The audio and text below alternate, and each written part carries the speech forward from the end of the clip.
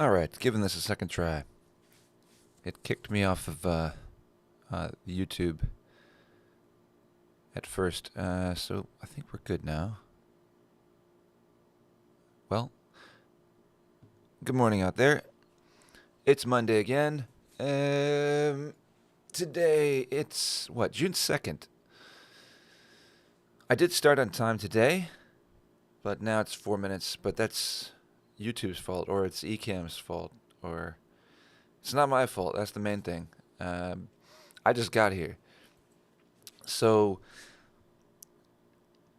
I've had a number of different things throughout the week that I thought maybe I would talk about, and now it's here, and then I thought, you know what? Maybe I just want to take it in a different direction. I've got a song called Los Barriles, which is what I'm going to share today, and it's sort of a demo. It's not a completed song, but it's a song that's in the works. And you know what? Maybe I could even start with that, change it up. I think I'm going to save it for a little bit. But it's a song that's written about a place. And I've done that quite a bit. I've written songs about places. And so maybe this portion can be for any of you songwriters out there that for a lot of my life I didn't write songs about places. That just never struck me as something I would do. And then I think the first one I wrote about a place was maybe La Ventana. And eventually, as I traveled more, it just sort of became a thing that I started doing, particularly as I traveled with my wife, and she took us to all these different, unique locations, that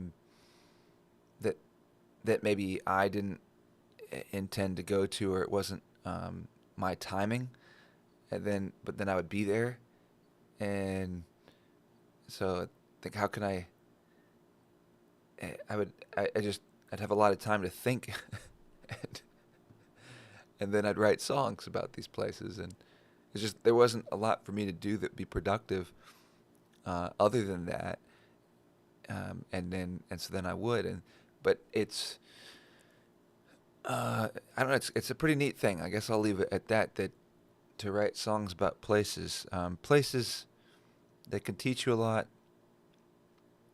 What's cool about getting up, picking up, and going to a new place is that just through the act of changing your physical location, you just open your world to an infinite of the unknown, and it's gonna change you, and but it'll give you insight, and there's subtle difference that you'll experience as well from what your life is on a typical day, and now what it is in exploring this new place. There's a lot of. All right, so Los Barriles is a place that I was at recently, and with a lot of family, and wrote a song about it, and I'm getting everybody to participate. And so far in this demo version that I've got to play for you today, it's just me.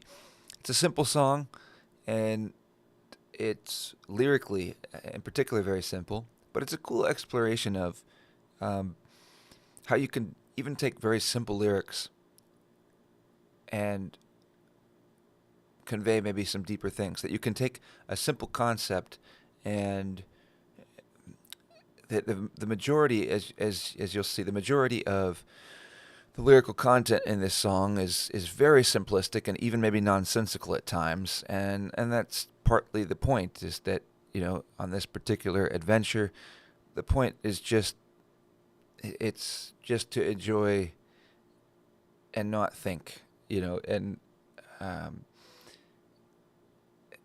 so at least that's a huge part of the purpose of the trip. Um, is just to be together and enjoy some life, a period of life, for about a week where you just don't think too much and just enjoy being together. So lyrically, in fact,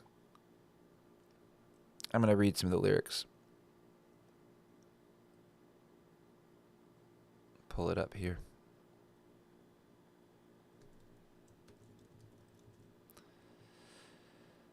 All right, so we got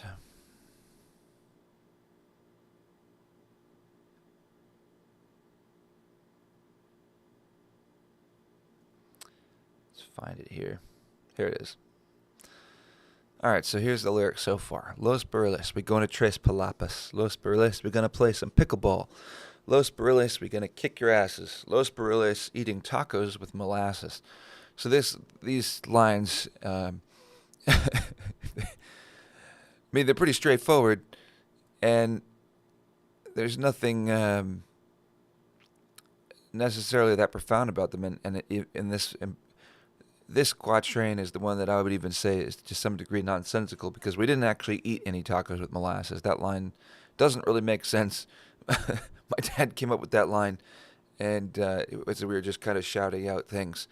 And I don't know that it makes a lot of sense, but I feel like it can stay. It rhymes with asses, molasses, so molasses, sort of. So, I mean, it sets up. This is what's cool about simple lyrics. The Los Barriles is repeated over and over and over again. It's just like a chant. Los Barriles, we gonna Tres Palapas. Los Barriles, we gonna play some pickleball. Los Barriles, we gonna kick your asses. Los Barriles, eating tacos with molasses. So, like I said, that line doesn't make any sense. Then just come with us to Los Barriles. So it sets up, the lyrics set up this very straightforward, simple kind of mode. But there's some context that's given, right? It's the feeling of the music sets kind of the emotional stage, or maybe gives you some idea of where we are. And the other lyrical content tells you some of the activity that's taking place, and maybe even some of the attitude. And so, even through some simple, playful lyrical content, there's some deeper, more meaningful, maybe more serious content that undergirds it, that underlies it. And so that's what the first verse is, and that's what's beautiful about a simple approach to lyrical writing, is you can still accomplish a lot with it. So then we got the next verse is where I think there's maybe some more profound stuff that starts seeping through. So we have Los Barriles, stingrays. The stingrays want to fly. And that's something that was true there, is that you look out at the ocean, and so much of the time, maybe particularly at towards sunset, but really throughout the day, at any time you can see stingrays just they jump, and they're moving in groups. And one particular evening we saw maybe 200 or so that were moving in a group, maybe even more, and just constantly it was just this noise that you keep hearing, this slapping noise, and it's just all these stingrays launching themselves as high as they can out of the water, and then like belly flopping back on the water.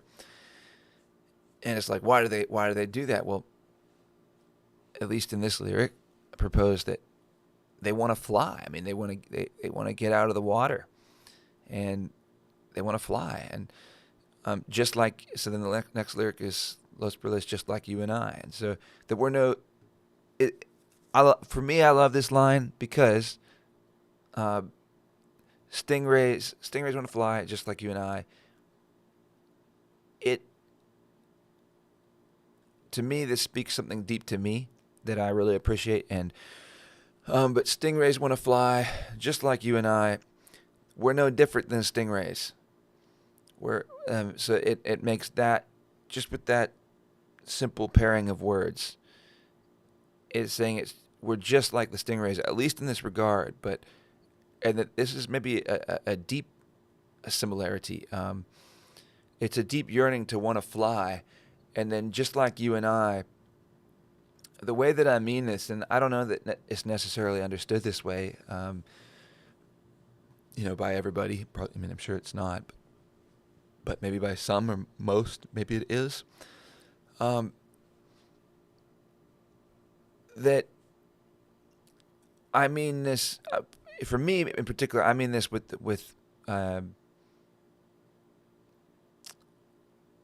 regard to our important relationships, or just our relationships in general.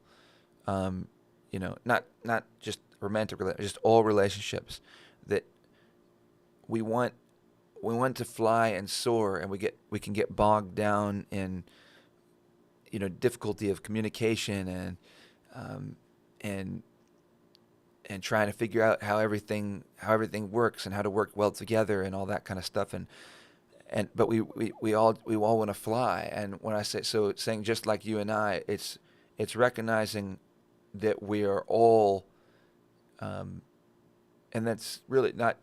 It's not just saying, that we are all, not just two people.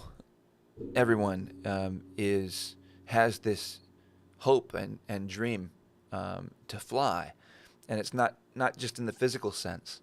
Although I think that's probably true too. Many of us wish we could fly like birds. But we're just like the stingrays. We want to fly. We can't fly, but we can for like a little bit, for like a moment. We can launch ourselves, and we feel like we're flying, and we fall back to the earth, and then we pick up and fly again. So, to me, there's a lot that's wrapped up in that it says a lot without hardly saying much at all. So for me, those are my favorite lines of this song. And then the next lines are just kind of fun, more for the melodic way that they're put forward. Los Barriles makes me wonder why Los Barriles is always on my mind. Los Barriles isn't on my mind too much, but that line's more for my mom. So Los Barriles, Dante and Pachito, two people that are down there, and this is just giving you more of a feeling of the place, I guess. Los Barriles, dame un burrito. And that's a line that means, give me a burrito. In Spanish. And that line, what that means to me, again, this is the beauty of simple lyrics. So that's what we're doing today, is just talking about simple lyrics. So Los Barriles, Dante and Pachito. And so it's just it's saying two names that are of real people, of a real experience, down there. And so those names just in and of themselves give you, they provide context and meaning. You wouldn't have Dante and Pachito if it was Montreal. So it's they're two real characters, and it's simple. And when you hear the names, it has a feeling. And you can imagine what those characters are. I have very specific understandings of who those characters are, but if you ever go to a Los Barriles or maybe go to actually Los Barriles, you'll have your own people that you meet that to you are like Dante and Pachito were for me. And so, but it's amazing just how with two names, that line, I don't think I'm just building this up. It's or if you think that I'm just building this up, I'm not. So dame un burrito is another really good example of, it just means give me a burrito, but to me, what that line does is it's almost making fun of our own selves. And so I feel like that's a line where people could take, they could take, plenty of people might take it, or maybe a small number of people might take it to be kind of offensive because we're using some Spanish words, and it's so simplistic that we're mocking Spanish culture or something like that. But actually, what I attempting to do with that line is to mock my own self, or to mock, even though I actually speak pretty good Spanish, but it's to mock the gringo, because "Dame un burrito" is the only line the gringo knows. And so it's more that line. What that line means to me is like, there's gringos here. There's a lot of gringos. So Los Barriles, it's a mix of different cultures, but there's more gringos in Los Barriles than there are in maybe many other cities in Mexico, or small towns. A lot of gringos for a small town. We'll put it that way. And we got Los. So I don't know. Lines can be taken many different ways, but that's a good example of just a simple line like "Dame un burrito" is on its face so simple and dumb, but actually in the context of other simple lines, I think it conveys a deeper meaning and a deeper purpose of, but that you can be a silly gringo and it's okay. And so that's what that line kind of means to me. And I'm Los Barriles, I'm like the cartelito, and this is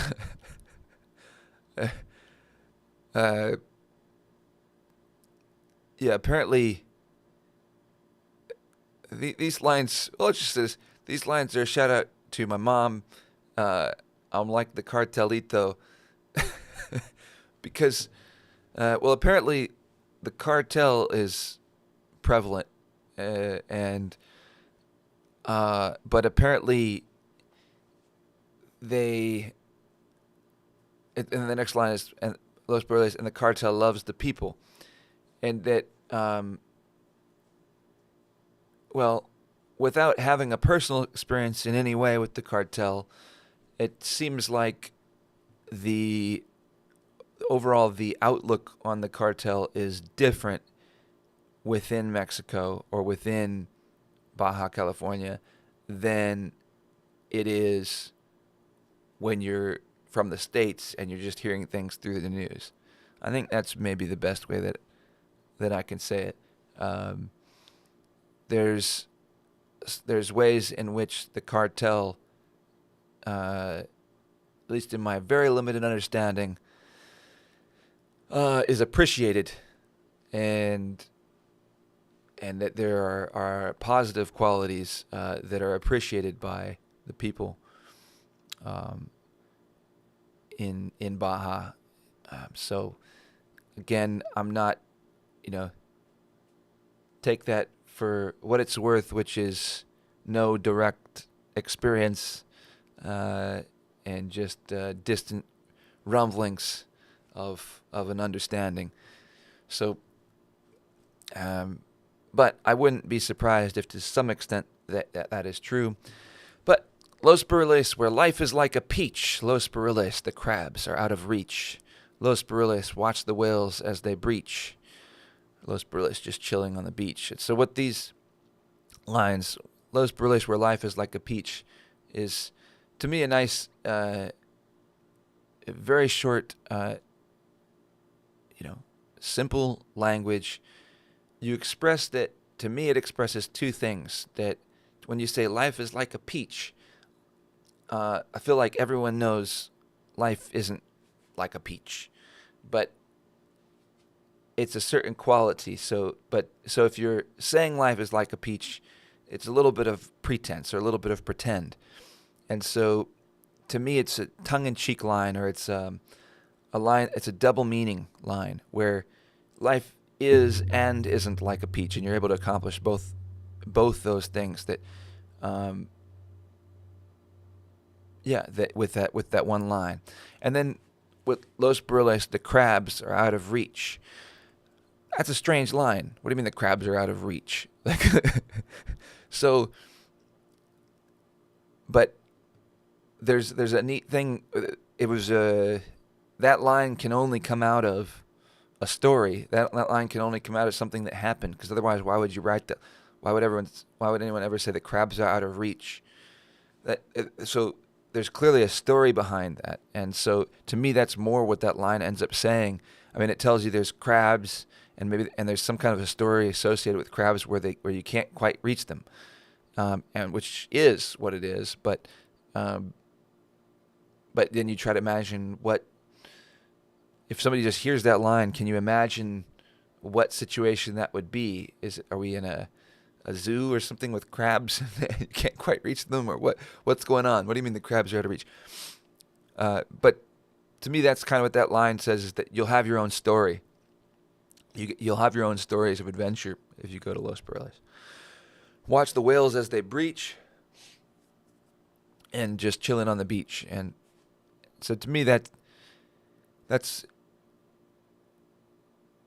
yeah, where life is like a peach. Well, when you couple where life is like a peach with the crabs are out of reach, if life is like a peach, the crabs wouldn't be out of reach. They would be within reach. You would get the crab if you want the crab. So right away, the next line that couples with where life is like a peach, it pushes back against that idea.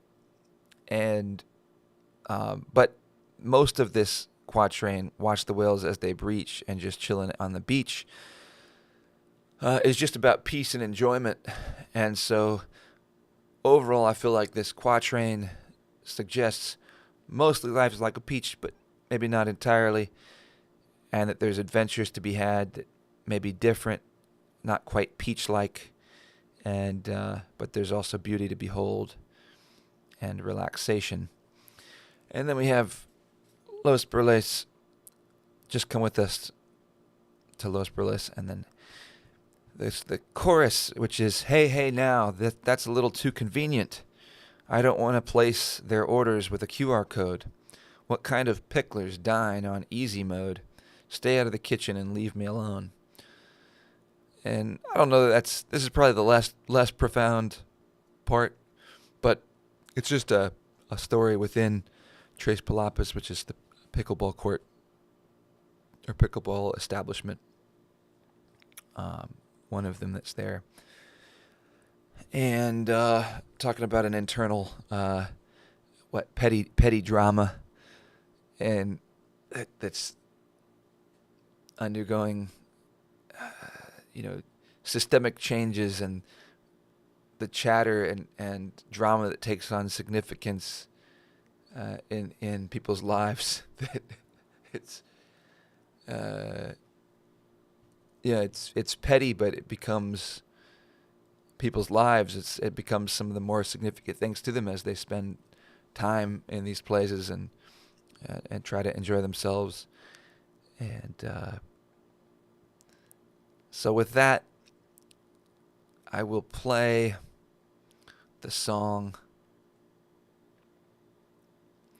And here we go.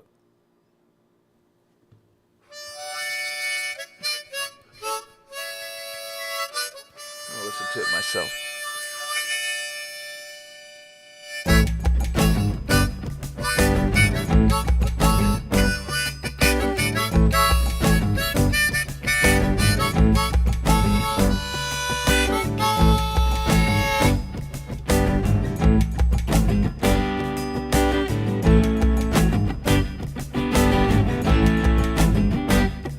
Los Barriles, we're gonna Tres Palapas.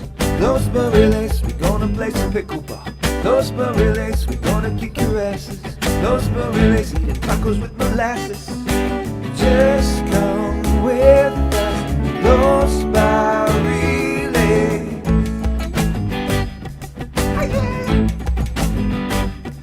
Los Barriles, the stingrays wanna fly. Los Barriles, just like you and I. Los Barriles, makes me wonder why. Los Barriles is always on my mind. Los Barriles, Dante and Pachito. Los Barriles, dame un burrito. Los Barriles, I'm like the cartelito. Los Barriles, the cartel loves the people. Los Barriles, when life is like a beach. Los Barriles, the crabs are out of reach. Los Barriles, watch the whales as they breach. Los Barriles, just chilling at the beach. Just come with us, Los Barriles. Hey, hey now, that's a little too convenient.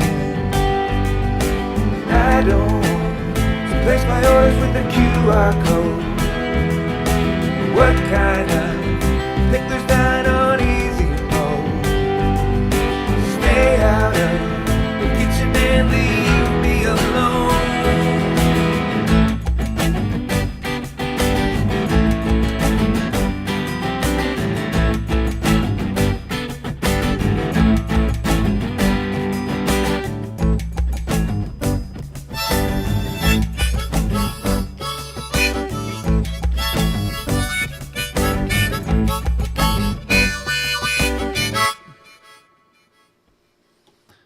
Alright, there's the Los Barriles song.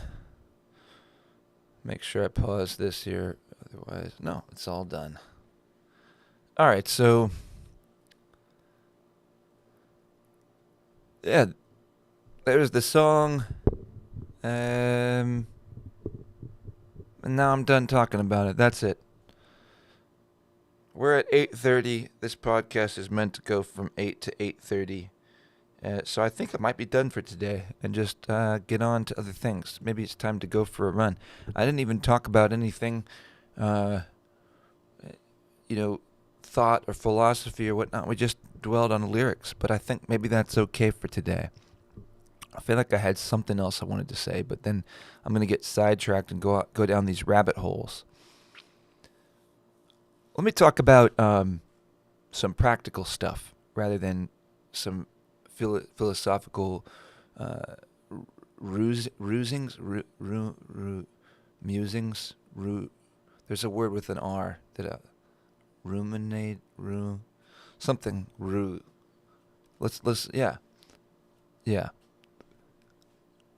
Going to talk about some practical things. I wish I could. I feel like if I said "rue" enough times, it was going to come to me, and well, it didn't. Which I think is a first. I felt confident that if I just said that enough times.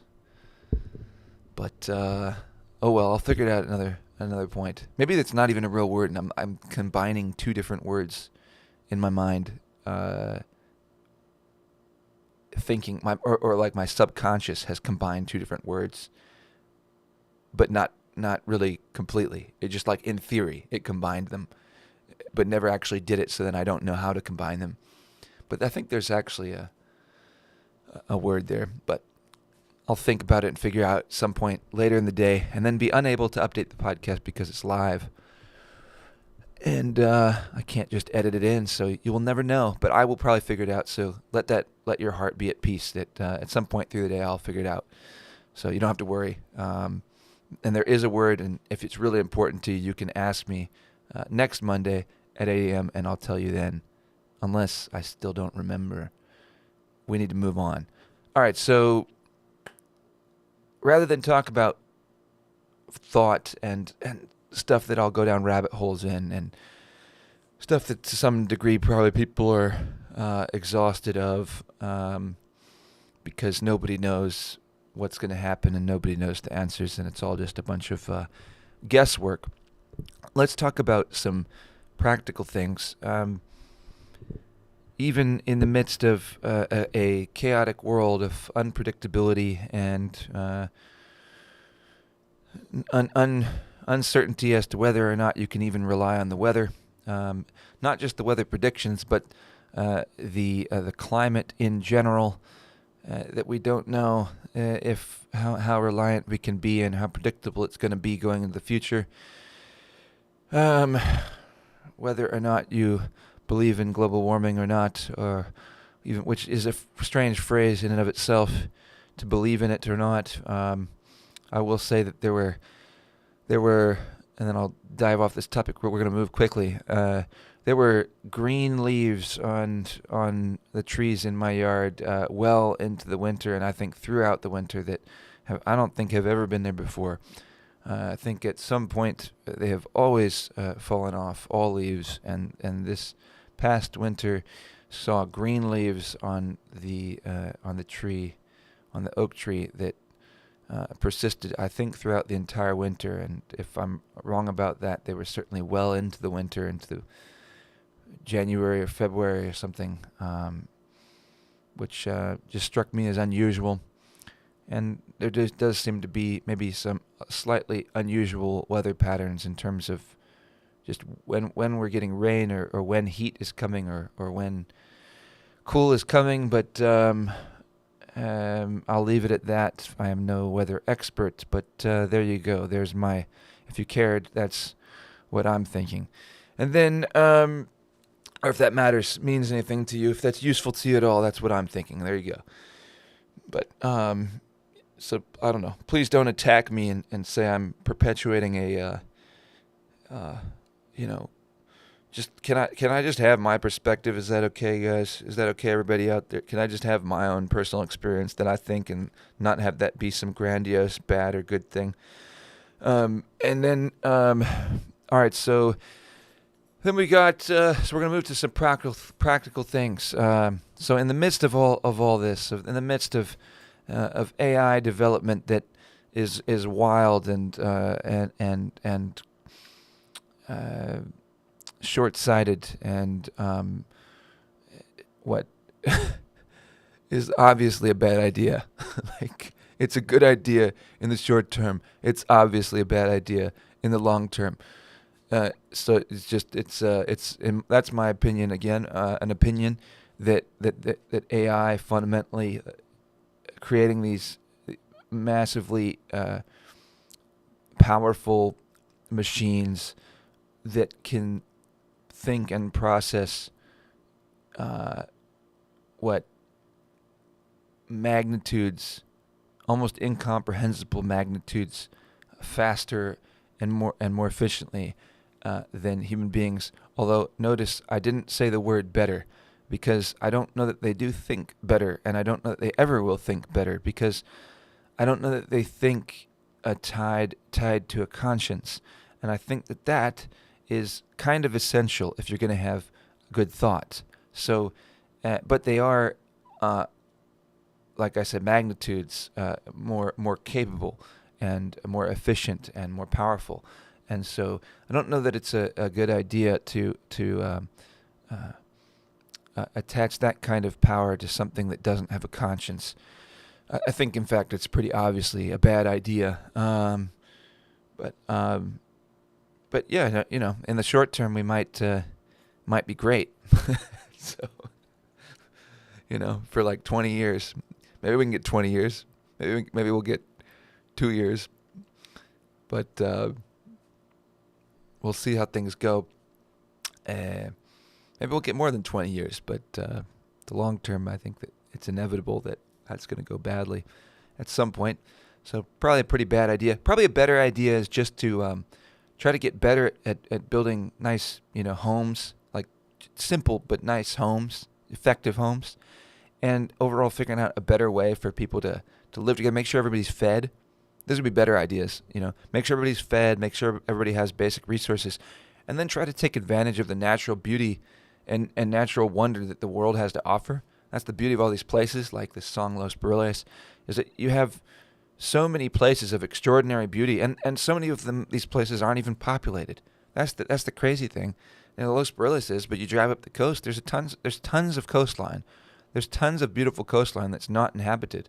And so there's lots of space on this earth. So I think a better idea than AI and just sort of empowering further the elite and the wealthy, maybe it would be better if we just try to equalize everything a bit, make sure everybody has, and then I think you'd see a huge drop in crime.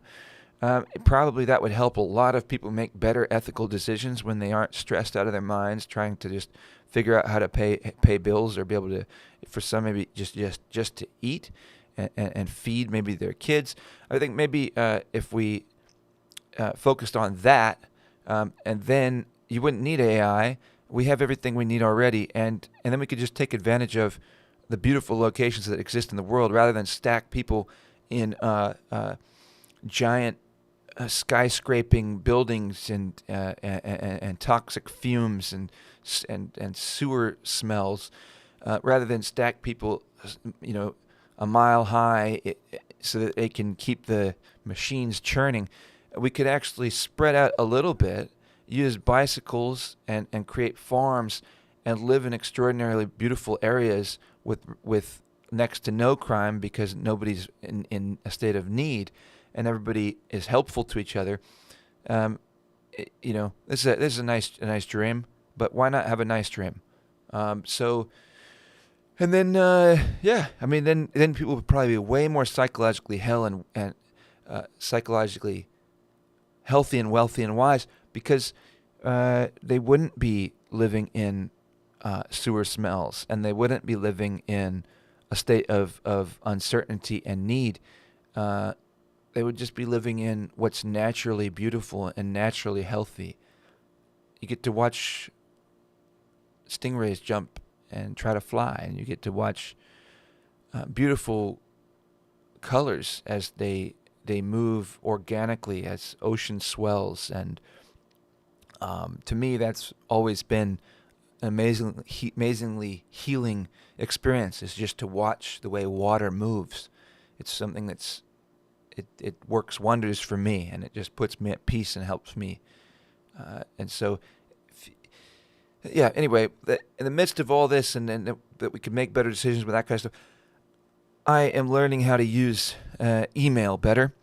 And so I have gone through a series of email applications, not a long series, but I've used an email application called Spark, and I've used which I've used that at some length, and I felt like it was a pretty good email application.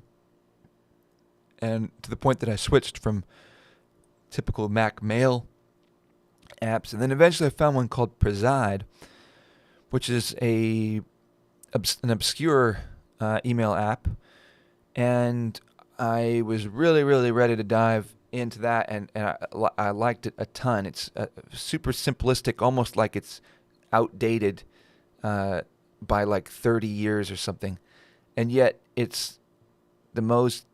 It gives you the most control over how you can set up your email app, more than any other one that I've seen. But there's still some fatal flaws that leave it kind of, to me, unusable. One is it doesn't sync between if you have it installed on your iPad and have it installed on a phone. It won't sync between the two, and also there's no desktop version. And for me, that's something I really want to have, is that wherever I am, whatever device I'm using, that whatever I do on that app syncs between those devices. And so that, to me, is alone is worth some loss in terms of what the app offers. So there's some advantage with the Mac Mail app, just the standard one.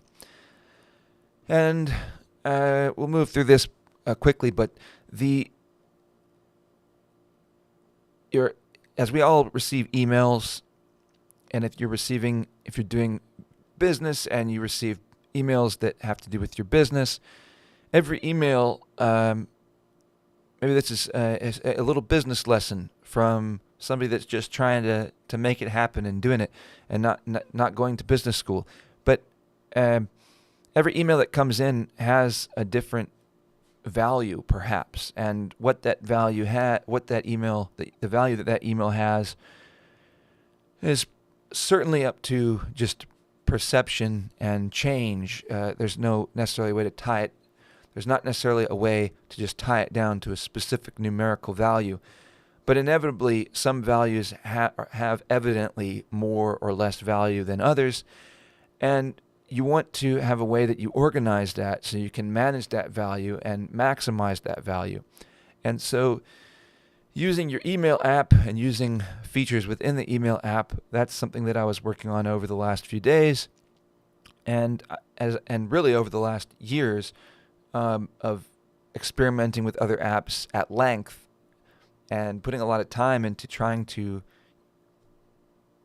create systems of organization within these different apps. And ultimately what I've found is I have landed back with the standard Mac Mail app. And so if you want to take my word for it, I would suggest to you may be able to find a better app. There's one called Superhuman, which I didn't look into because apparently it's like $25 a month. I'd rather go with something that's free, although there seem to be plenty of people that think that app, the Superhuman email app, is worth it. So maybe it is. I mean, it certainly is to some people, and they are either right or wrong. They can't all be wrong. It's got to be worth it to some of them. But for me, I'm going to stick with, at this point, or revert to the Mac Mail app. And primarily it's because of a couple different features, and that I'm also still exploring more of what I can do. But I think there's some very quick things that it does in terms of organization that are just better than what else is out there. And one is flagging. Within the Mac Mail app, there is an ability to flag different emails. Oh, I need to delete the Los Barriles. So there's a couple things. So one, you can click on an email. I'm not going to show you it because it has all my personal stuff in here, and I don't know. There's people communicating with me that I don't know that they want their communications, private communications, even though there's nothing to hide. It's just it breaches a principle. I can't show people what are private messages without discussing it and confirming. So I have to go through. It's just not going to happen. I would go through an email. Every person can say, "Can you do it?" So I'm just going to tell you about it. But you can click on flags, and there's what I'm seeing are 7 different color flags that you can use to flag emails, and you can label those flags. And so, to me, and then you can view those flags as essentially smart inboxes. And so essentially you have 7 available smart inboxes that you can, where you can just flag those emails, any email that comes in, if you feel like it fits within a certain category.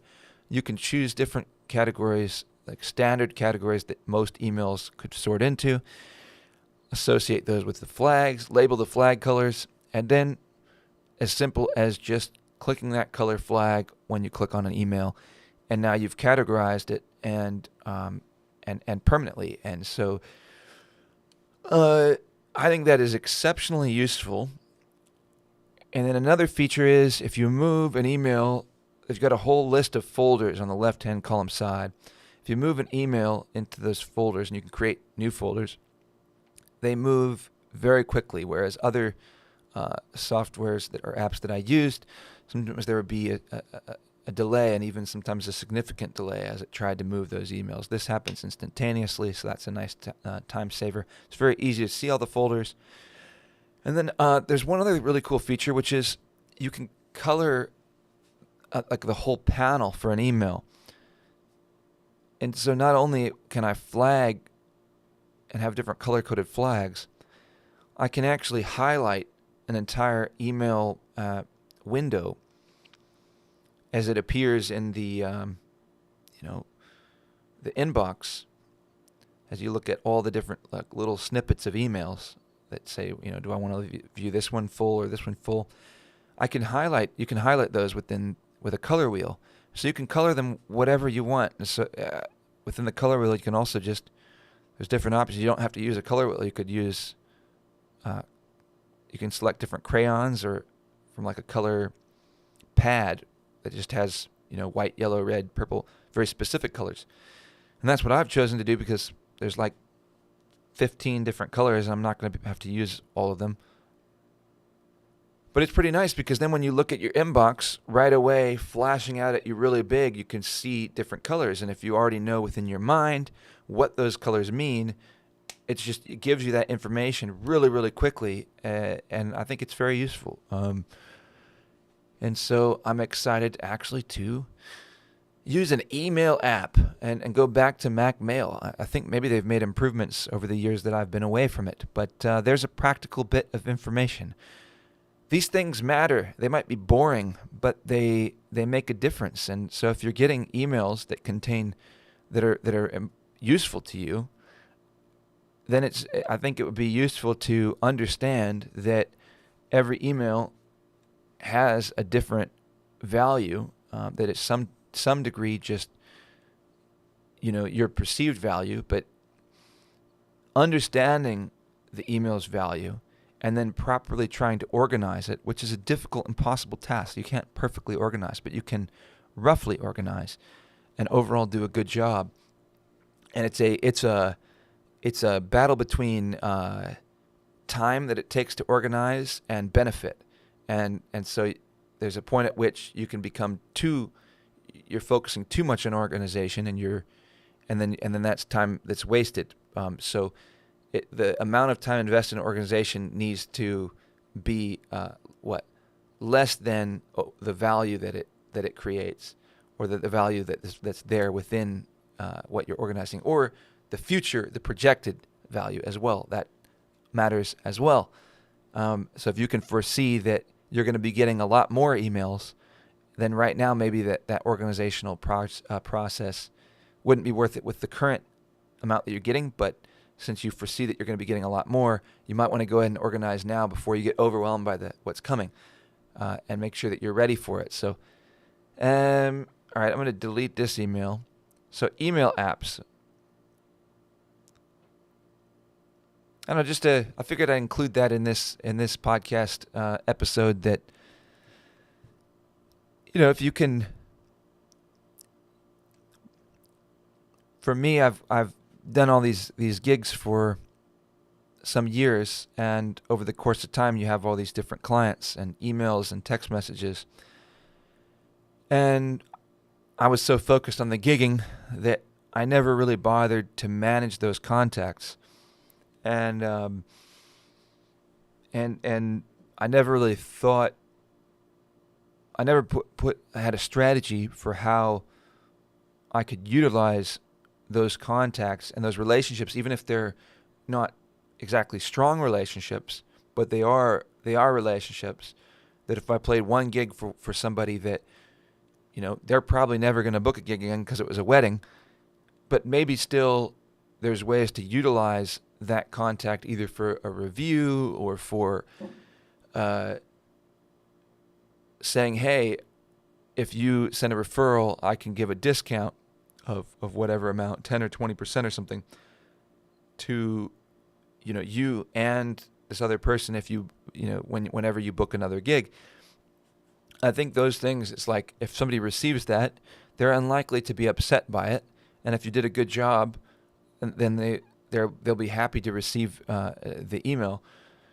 And so, anyway, belaboring the point, but the point being, emails coming in have value, and it's probably worth it to just think about what are the different values that are coming through in these emails, and then how can you organize it in a way where you can create maximal benefit, and not just for everyone involved, and that if you can think about that and figure that out, maybe there's a good way to organize those emails that sort of make you able to accomplish that the best that you can. So that was something I've been working on the last few days. And then, is there anything else with productivity? What? Oh, sure. One last thing. I updated my website, and this I could show you. Let's look at my website real quick, and then I'll move on from here. Oh, and this week is my last week of basketball, for anybody that cares. My gym membership my gym membership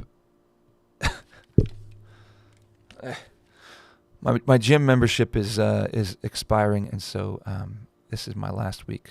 So all right, let's get this. That's not what I wanted. Here we go. All right, so I redid my website, so I'm just going to run through it, and then that'll be it for this podcast. Thank you for everyone that watched. I hope you enjoyed the song. I got this I've done through WordPress, and I think they've made some serious advancements with WordPress. I had built websites with WordPress in the past, and I think I made some pretty good websites, but it was always fairly difficult, and the functionality was a little bit limited in terms of what I felt like I could accomplish. But the builders have been updated for sure in recent years, and this whole process was fairly easy, and I feel like I was able to accomplish a very professional looking website that didn't take me that long to build. And you can get really cheap hosting. So I had been using GoDaddy website builder. I used WordPress many times in the past, or like using a hosting and then a WordPress as what you put on top of that hosting. And then at one point I switched over to their website builder, which just seemed really intuitive and effective, and it was, and I felt there was a lot that was very useful about it. But at some point, it just became too expensive, and it was so expensive to maintain what I was doing with the website. It just didn't, for what I was doing with the website, it didn't make sense to maintain the features that I had on there at the cost that it was. But yet I wanted to keep those features, even if it was just for one person that might use a particular feature, or for like 3 in a year or something like that. I still wanted to keep those features. I don't want to lose them. And so I thought, I have to, if I'm going to keep this feature, I got to figure out a new way to do it, because it's just too expensive through GoDaddy. So went through WordPress, and yeah, this is what I was able to accomplish. And I think overall I have a better website now, and it was far less expensive. I mean, I was able to do all this for, I would say, less than $200, and it's going to be, the recurring expense was less than, for like $40 or something like that. And whenever it comes time to renew, eventually the price will be, for the renewal price for the hosting. The hosting is what's going to be the renewal. And then I ended up paying a little bit of money for a plugin that I thought was really good and worth getting. I'm gonna show you that plugin. Right, this is a podcast. I can't do this again in the future, because you can't. This, for anybody out there that's listening, once it's posted as a podcast, you won't be able to see any of this stuff. But I'm showing my website right now. You have, all right, we have music and merch. So if I click music and merch, you could see all these products, prices. This is a super effective a plugin, and it's free, completely free. And you can pay for like a pro version, but for what I'm doing, the free version is enough. So I don't need to do that, but it's pretty great. You can sort them through clicking on different things, music, all the songs just display. Now here's the plugin that I paid for, and I've got it on 3 different pages: for estimate, for kite surfing, and also for my studio, the Grove. You can see it's a nice looking, except if you're on the podcast you can't see, but I'm sorry. It's a nice looking form, and it's a complex form, and able to quickly help people get estimates or quotes as they go on my website. And I can get all the information I need, from quantity of events that they want to book at one time, which they can get a discount that I've already included in the calculation, song requests that have an immediate discount that displays of the first song being free, hours of live music, and multiple dates. So if I select multiple dates, start time 5 p.m. There were some glitches within this plugin, but by and large it functions perfectly. We'll say no to wireless mic, 1 performance location. Actually, we're going to say yes to wireless mic on one of those. So we'll say no to wireless mic here. And then we can select on the map the event location. So we'll save the event location for the second gig, and then we'll select one that's a little bit further away. All right, so now we've got, and we can minimize these. So you can see how that form functions so fluidly. I mean, it's so fluid, and visually it looks good. And then you could see all of the costs on the right-hand side here. So we have a quantity of events 2, special song request is 4, which is 25 each song, minus 25 for the first song being free. You've got the date and time, then the hours of live music, and so we know it's from 5 p.m. and it's 2 hours of live music being booked, so it's from 5 to 7. And then the event location, and there's a cost that's associated with the event location that's automatically calculated based on the miles at $2 per mile. Wireless mic, we got yes, performance locations 1, which is free or $0 in my calculation. And then we got our second event here with the details, 2 hours, no wireless mic, and the second event distance is much closer. And so I can minimize this total summary. And then we can just look at the costs. I've set up different formulas. And you can see what the first event would cost. You can see what the second event would cost. And since we're booking 2 events, we do have a 5% discount on these costs. And so the second event is 2 hours of live music, which usually books at $450. And there's a little travel cost that's associated with that. And then we're getting it at a little bit less than $250 because we booked, or less than $450 because we booked it at the same time as another event. There's a promo. You can put a promo code in. Kind of don't want to show it because then anybody on the internet can see what it is, and then you'll cheat. It won't be a referral, so I won't. But there's a referral code you can put in, and I'll just have to change it. If people are hacking my referral codes. But then you could get, and I've set up, I'm really happy with the overall value system that I've created here.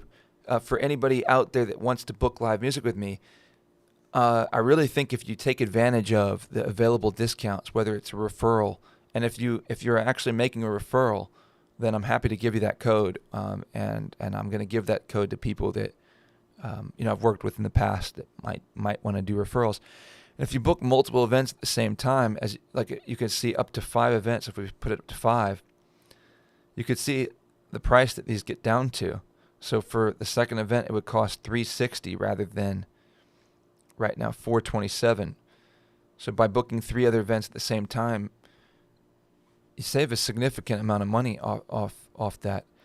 And then the referral discount that I have is 10%. So you take 10% more off if there's referrals associated with this, and book 5 events at the same time.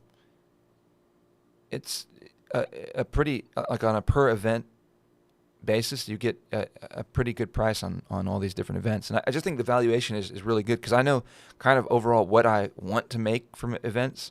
And then if you take advantage of the discounts, you do end up taking me below of what I want to make. And but there's an advantage to me for having those events all be booked at one time, and then just having that work. And so the effort of you going and finding different people that would want to book music and making it all happen, it earns a discount because it helps me to just book more events, and so that's a net positive, and so it makes all sense in the world that I should offer a significantly lower price if that's happening. And so I think I hit the sweet spot with how these calculations set up, where it's just the values are right, and so I might, on this particular day, if you book events this way, I might be working for a value that's lower than I would typically want to make. But I can still feel good about it. It makes me feel really good about it because I feel like I'm able to offer a better deal for you, and then and I can work for a lower price while still not feeling cheated. Not feeling like I can still feel, because the thing is, like, I mean, I can still feel like I can put my 110% into it, and it's worth it, and that I'm not having somebody extract value and try to give me a cheap price. That the values are still proportioned. So I just think it's a cool system that I've set up here, and I think it gets the values really, really well. All right, kite surfing has another one. This one's a really simple one. You have beginner lessons and you have intermediate, on an intermediate lesson. Very simple, and you can, with the beginner, you can see you can book up to 3 students, which provides a discount. You have 3 different lesson types, which you have fly, you have ride, and you have fly and ride, which are basically, fly is the fly of fly and ride is the ride of fly and ride is both of them together. So nothing complex, very simple. Those are just the lessons that I would be willing to offer, or able to offer. And then you can see, if you book as one student, the fly and ride, that's $700 for 7 hours of instruction time, and then and I think I'm going to adjust these slightly, because I think I want to do 6 hours of instruction rather than 7. So I might drop that down to $600 and shift my prices slightly.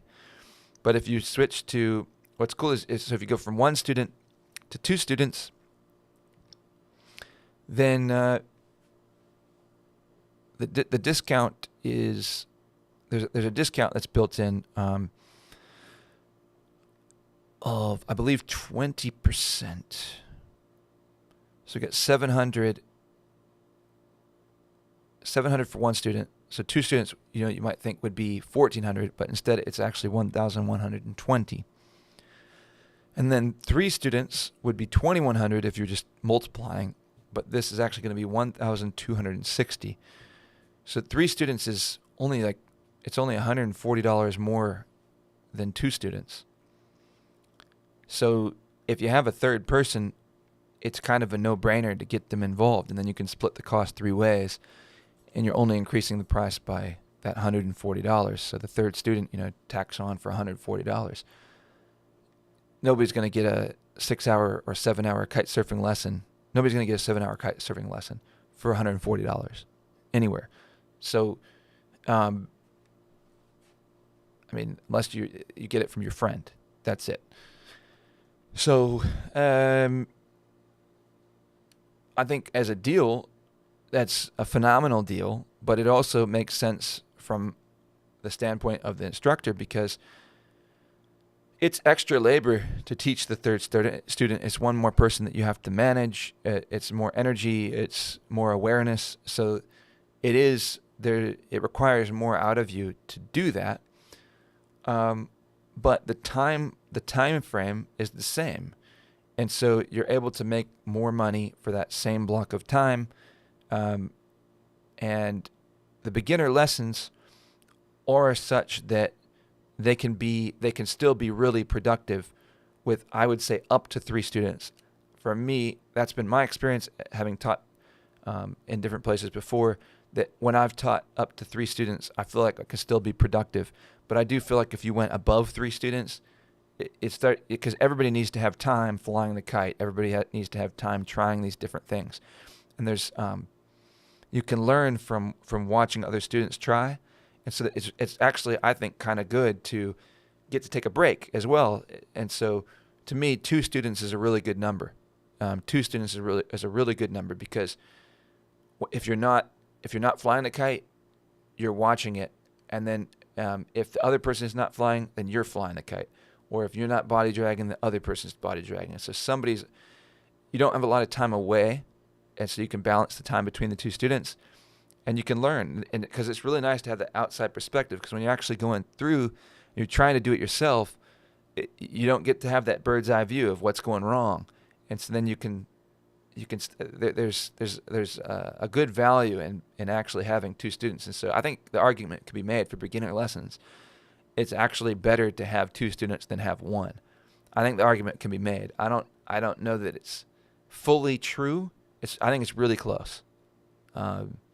as to whether it's better or not to just have all the time to yourself, or whether it's better to take breaks, because also it can become tiring, and so it's good to just take a minute.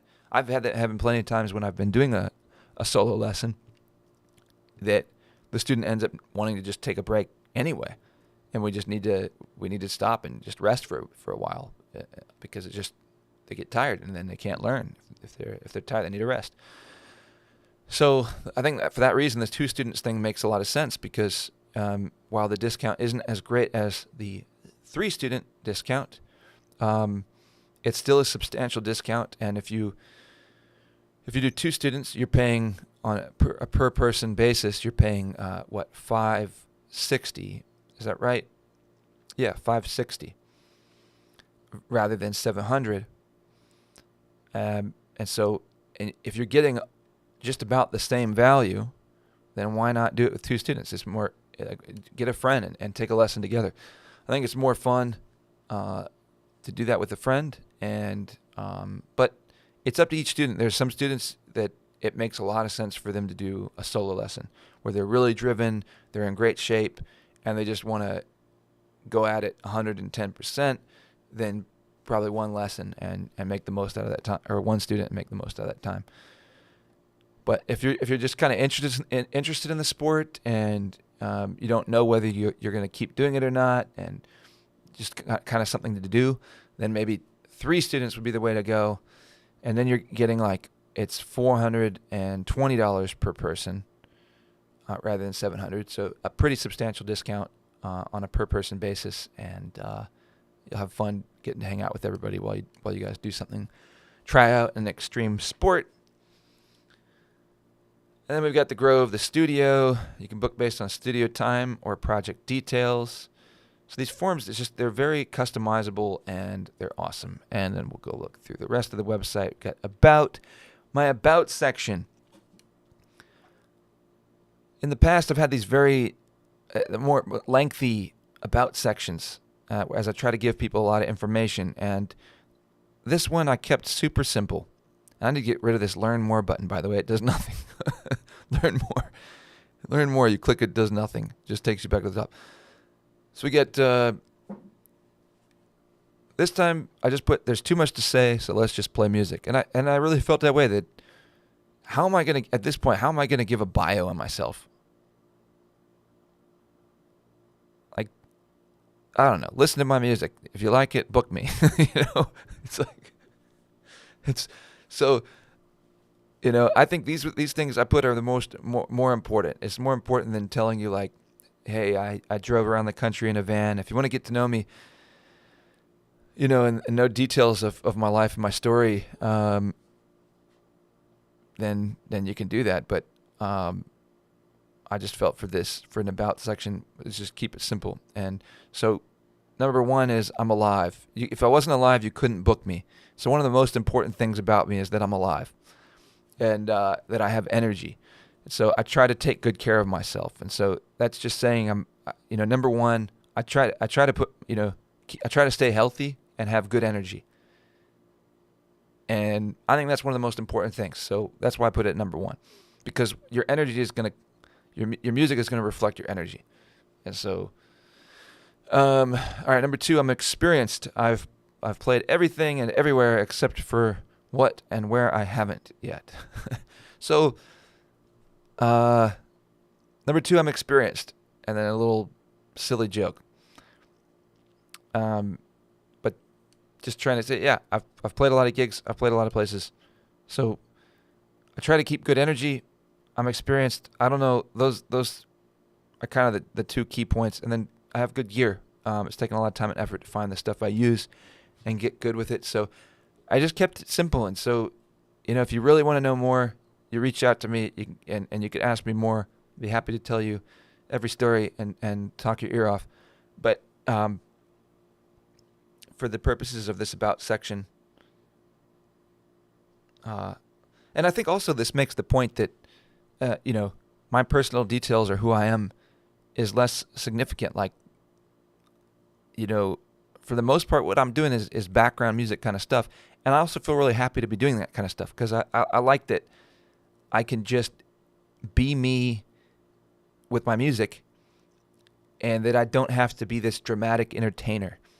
I like that. And so to me, it's kind of like my personality is less important. I have a personality, I think, but I'm happy in the right circumstances or environments to to show that personality.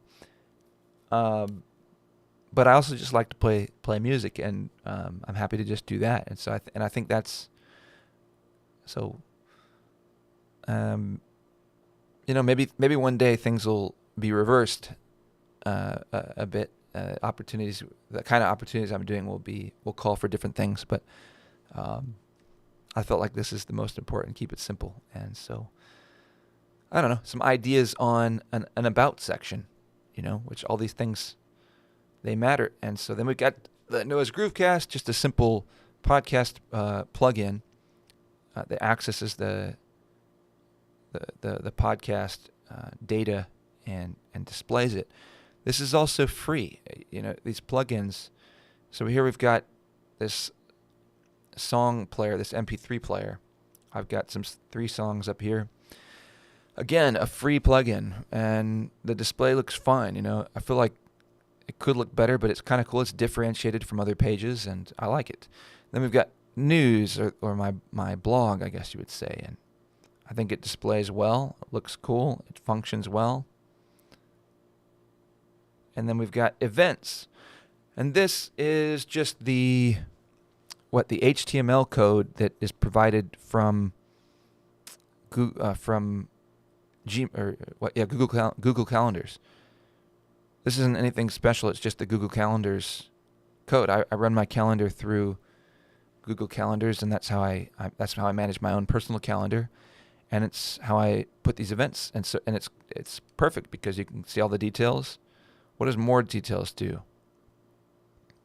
Oh, it takes me actually to the calendar. But you can click on these, and it pops up, the name, the date, the time length, and the location. So you can get all those copied to my calendar. You can even add it to your own calendar. The functionality is perfect. The display itself is simple, and for me that's good enough. It doesn't need to be better than that. That's perfect.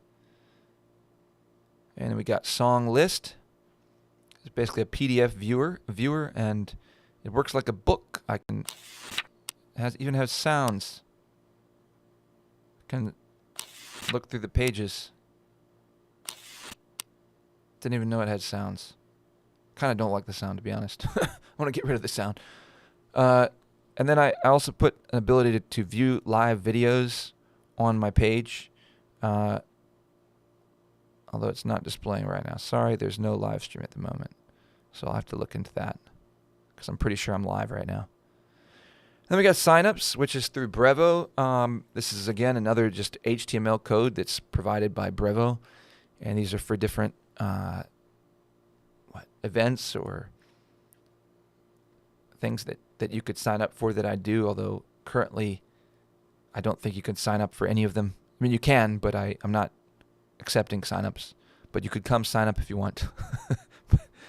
But it's something that at some point in hopefully the near future, these will be all active things that can be done again, and there's sign-up forms here on the website. So, and then the last thing is a contact form, and just simple stuff here.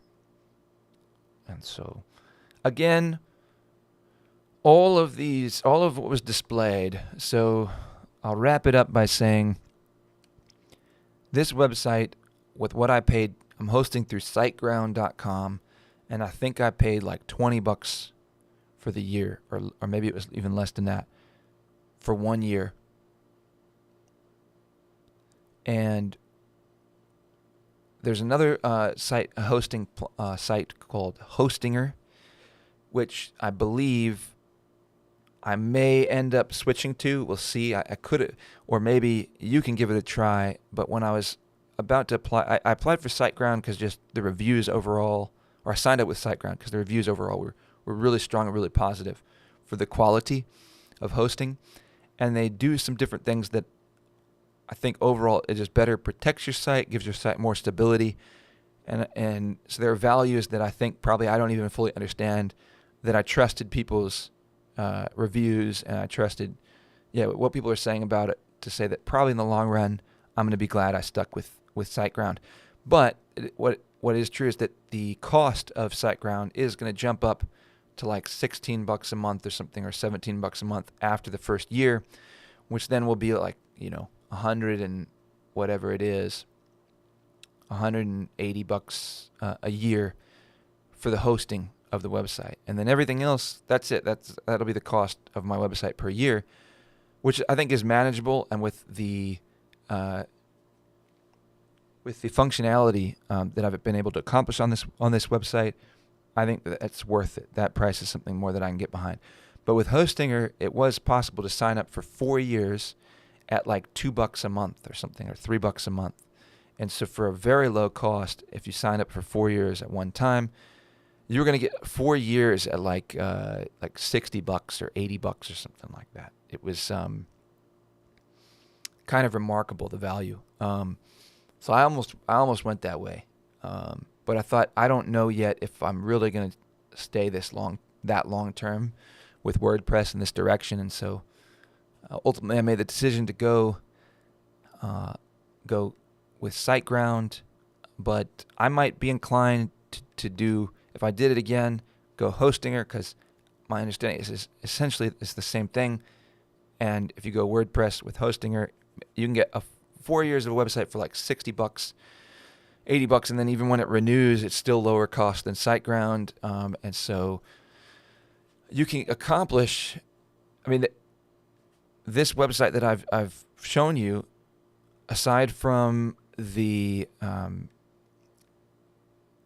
calculator, the cost calculator plugin, which actually has a free version that's very effective as well. So you could do this whole website for just the cost of hosting, except for a little bit of the functionality that's included in the cost calculator, which for me, I decided it was worth it to go ahead and buy that. But you could do this whole thing for 4 years through Hostinger for like $70, $80 for 4 years.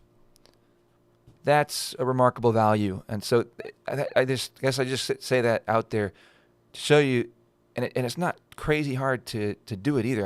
I built it in probably a week, maybe a little bit more than a week. And so you can get a professional look and functionality for very low cost right now for building websites. So with that said, I have had the longest podcast yet that I've done, and I got to stop doing that. But because I don't think anybody's watching this at length and utilizing this information anyway. But if you are, then thank you, because you made this useful. But I'm trying to give out this free information that's useful, and the stuff that I'm learning that I put into practice, that I'm actually using to build what I'm doing and be successful at what I'm doing to the degree that I am. I'm not raking in millions of dollars, but I'm making a living, and in a, I would say, a competitive business, and not an easy business exactly. So these are the things that I'm doing that I think are helping to make that happen. And so, it's the best information that I have to give, and I'm just giving it out there for free. And so I don't know. But you know what? This is the beautiful thing, is even if nobody else out there watches this, it was still useful to me, because it helps me process everything and think about everything. And so I don't mind doing it. So hopefully it's useful to anybody out there. Otherwise, that is it for this podcast episode, and see you in the next one.